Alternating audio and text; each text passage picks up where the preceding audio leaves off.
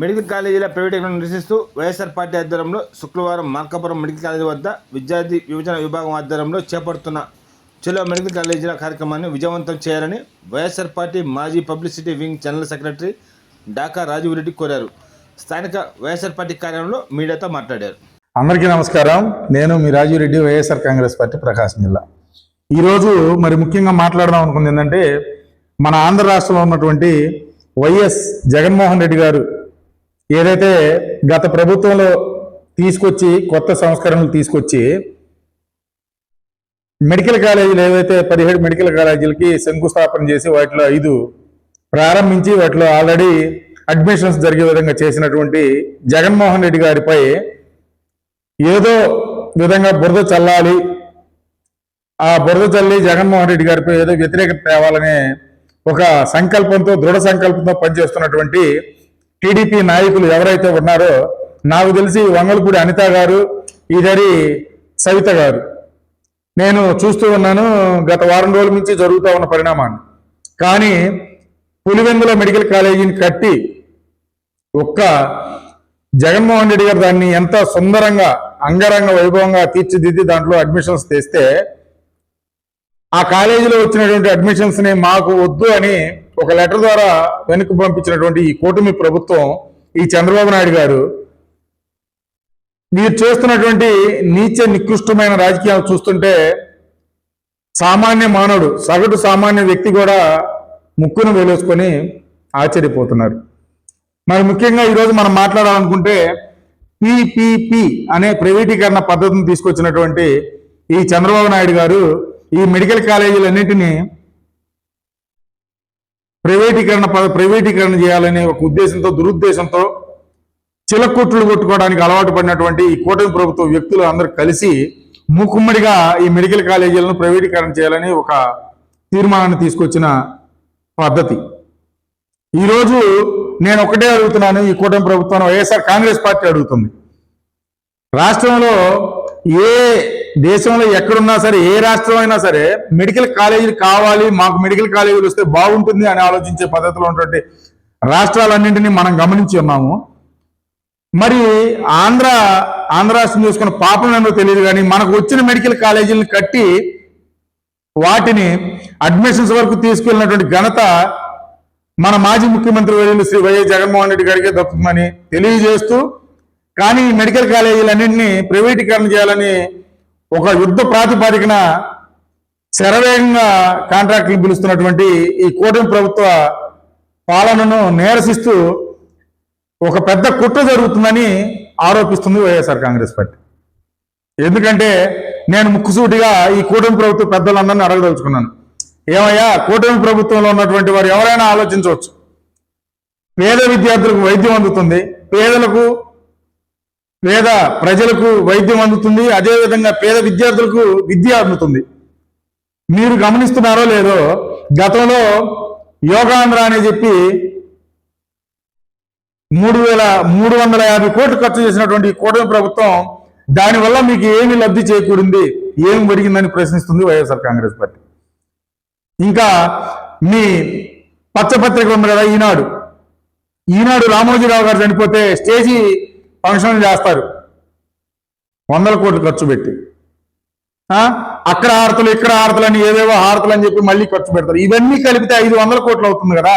ఈ 500 కోట్లు ఇదే మెడికల్ కాలేజీలకు ఉపయోగించి మీరు వాటిని అభివృద్ధి చేస్తే కమ్మగా 1,100 కోట్లతోటి ఈ 17 మెడికల్ కాలేజీలు పూర్తయి ప్రశాంతంగా పేద ప్రజలకు, పేద విద్యార్థులకు విద్య అందుతుంది, వైద్యం అందుతుంది కదా. అది మీకు అర్థం కావట్లేదా? అది మానేసి ఈరోజు ప్రైవేటీకరణ చేస్తున్నాం, పిపిపి పద్ధతి ద్వారా ఈ మెడికల్ కాలేజీ నడుపుతున్నాం అని చెప్పి నిస్సిగ్గుగా మాట్లాడుతున్నారు. కొందరైతే సెల్ఫీ వీడియోలు తీసుకొని ఎక్కడో మారుమూలనటువంటి గుంతలను చూపిస్తున్నారు, కానీ పక్కన జరిగినటువంటి కన్స్ట్రక్షన్స్ చూపించకుండా ఒక అదే చెప్తలేదా, మాయా ప్రపంచంలోకి నెట్టివేయాలని ప్రజానికాన్ని చాలా గట్టిగా ప్రయత్నిస్తున్నారు. దానిలో భాగంగానే నేను ఈరోజు ఒక మాట అడగదలుచుకున్నాను ఈ కూటమి ప్రభుత్వాన్ని. వైఎస్ జగన్ హయాంలో 2021లో మొదలైన మెడికల్ కాలేజీలు 2023 నాటికి 5 మెడికల్ కాలేజీలు అడ్మిషన్స్ జరిగితే ఇప్పుడు మిగిలిన 10 కాలేజీలు పూర్తి కావడానికి 23 సంవత్సరాలు పడుతుందని చెప్పి ఓ పెద్ద ఆయన రాష్ట్ర మంత్రివర్యులు అయినటువంటి మన సత్యదేవ్ గారు యాదవ్ గారు మాట్లాడుతున్నారు. అయ్యా, నేను సూటిగా ప్రశ్నించదలుచుకున్నాను. మీరు ఎప్పుడొచ్చారో తెలియదు, రాజకీయాల్లోకి ఎప్పటి నుంచి ఉన్నారో తెలియదు.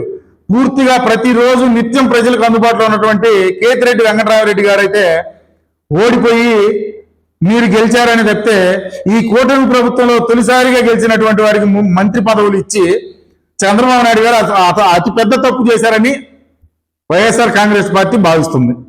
ఎందుకంటే ఏం మాట్లాడాలో తెలియదు, ఏం మాట్లాడతారో తెలియదు. అటువంటిది ఈవీఎంల ద్వారా ఏదో గెలిచారు. గెలిచిన వ్యక్తులు మరియు మళ్ళీ మినిస్టర్లు, ఆ మినిస్టర్లు ఏం మాట్లాడాలో తెలియదు, ఎట్లా ప్రశ్నించాలో తెలియదు, ఏం చెప్పాలో తెలియదు. ఒక దాని మీద సరిగా మీరు ఒక అడ్మినిస్ట్రేషన్ జరపడం తెలియదు. మీరు ఈ వైద్య శాఖలో ఉన్నటువంటి సత్యదేవ్ గారిని, మినిస్టర్ గారిని, గౌరవ మినిస్టర్ గారిని నేను ఒకటే అడుగుతున్నా. మీరు ఈ రోజుకి ఏ రోజైనా సరే ఆరోగ్య శాఖ పైన మీరు రివ్యూ మీటింగ్స్ ఏమైనా చేసి ఉన్నారా? మెడికల్ కాలేజీల పైన ఏమైనా రివ్యూ మీటింగ్ చేసి ఉన్నారా? మీ ఇంటర్వ్యూ చూస్తూ ఉంటే జయప్రకాష్ నారాయణ గారు మాట్లాడుతూ ఉన్నప్పుడు మీరు మాట్లాడేదానికి, ఆయన చెప్పేదానికి ఎక్కడైనా పొంతనుందా? ఉట్టికెక్కలైనా మా ఆకాశానికి ఎక్కిందని మీరు మాట్లాడే మాటలు ఆ విధంగా ఉన్నాయి. నేను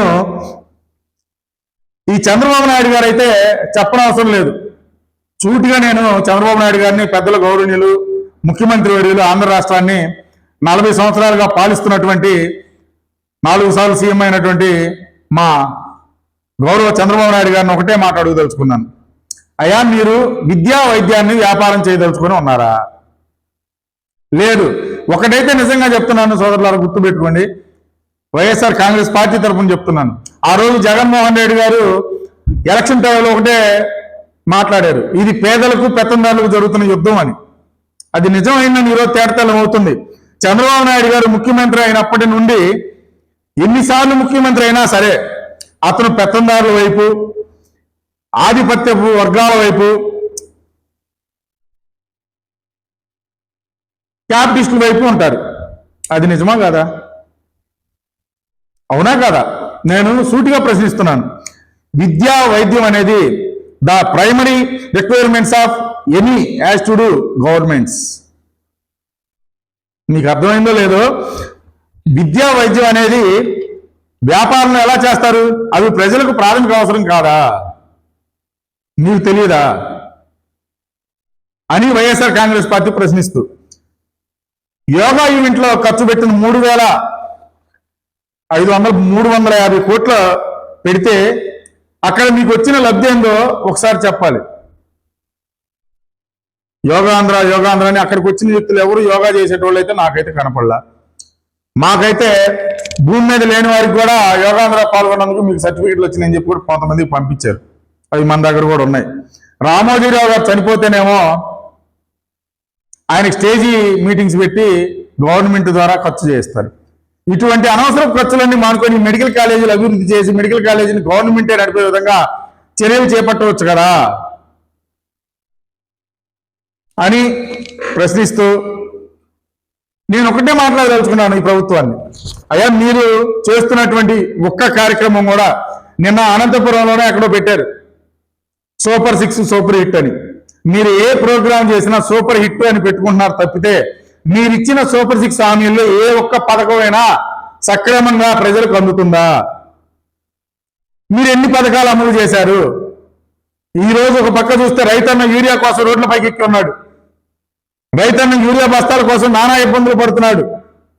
రైతు పండించిన పంట గిట్టుబాటు ధర లేక ఎన్నో ఇబ్బందులు, ఎన్నో రకాలుగా మానసికంగా వేదన పొందుతున్నాడు. ఆ కర్నూలు ఆ సైడ్ చూస్తే ఉల్లిపాయలు తీసుకొచ్చి కాలువల్లో పోస్తున్నారు, టమాటాలు రోడ్ల మీద తొక్కుతున్నారు. ఇట్లా పండించిన పంట గిట్టుబాటు ధర లేదు. కానీ రైతులకు యూరియా కొరత లేకుండా పంపిణీ చేయడం మానేసి మీరు చిలకొట్లు కొట్టుకోవడం, ఏ పొద్దు చిలకొట్లు కొట్టుకోవటమే. ఇసుక చూస్తే ఇసుక అయిపోయి అక్రమ దండ. ఎవరు ఎక్కడ మీకు తెలుసో తెలియదో నేను సూటిగా ఒకటే చెప్తున్నాను.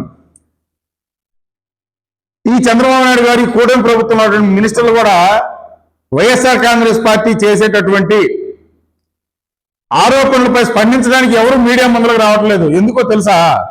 మనం చేస్తుంది తప్పు అని వాళ్ళకి తెలుసు కాబట్టే వాళ్ళు మీడియా ముందులకు రాకుండా కొత్తగా వచ్చినట్టు ఈ సవితమ్మ, ఈ మన హోంశాఖ మంత్రి వర్యులు అనితమ్మ గారు, ఇట్లా కొంతమంది వచ్చి ఏదో ఇంకా మాట్లాడకపోతే చంద్రబాబు టీం కానీ చంద్రబాబు నాయుడు గారి టీం కానీ బాధపడతారనే విధంగా మాట్లాడుతున్నారు తప్పితే ఏమీ లేదు. నేను నిష్పక్షపాతంగా చెప్తున్నాను, వైఎస్ఆర్ కాంగ్రెస్ పార్టీ గట్టిగా ఖండిస్తుంది. రేపు జరగబోయే వైఎస్ఆర్ కాంగ్రెస్ పార్టీ ఆధ్వర్యంలో మెడికల్ కాలేజీల ప్రైవేటీకరణను ఆపుతూ జరుగుతున్నటువంటి ధర్నా కార్యక్రమంలో ప్రతి ఒక్క వైఎస్ఆర్ కాంగ్రెస్ పార్టీ కార్యకర్త పాల్గొని మనం పేదల పక్షాన ఉన్నాం, మనం పేద విద్యార్థుల పట్ల ఉన్నాం, పేదల వైద్యానికి ఇబ్బంది పడకూడదని మనందరం వాళ్ళకి తోడుగా ఉన్నామనే సంకల్పం చూపిస్తూ పేదలకు వైఎస్ఆర్ కాంగ్రెస్ పార్టీ ఎప్పుడు అండగా ఉంటుందని తెలియజేస్తూ ఈ కార్యక్రమాన్ని అందరూ జయప్రదం చేయాలని తెలియజేస్తూ మరలా గతంలో చంద్రబాబు నాయుడు గారు ఎలక్షన్ మేనిఫెస్టోలో జరిగినటువంటి కార్యక్రమంలో చంద్రబాబు నాయుడు గారు ప్రతి ఒక్కదానికి ముందల ఏం తమ్ముళ్ళు నేను చేసేదంతా మీ మంచి కోసమే అని చెప్పినటువంటి చంద్రబాబు నాయుడు గారు ఈరోజు తమ్ముళ్ళు మంచి చేస్తున్నారేమో కానీ ప్రజల మంచి అయితే ఎక్కడ ఏ కోసైనా చేయట్లేదు. ఎక్కడ చూసిన పాశవిక దాడులు, రెడ్ బుక్ రాజ్యాంగం అమలు, అదేమని ప్రశ్నిస్తే ప్రతి వారి మీద కేసులు, జైలు పాలు చేయటం, ఇదే రాజ్యాంగబద్ధం అయితే రాబోయే రోజుల్లో దీనికి తగిన మూల్యం చెల్లించుకోవాల్సి వస్తుందని వైఎస్ఆర్ కాంగ్రెస్ పార్టీ తరఫున గట్టిగా చెప్తూ సెలవు తీసుకుంటున్నాను.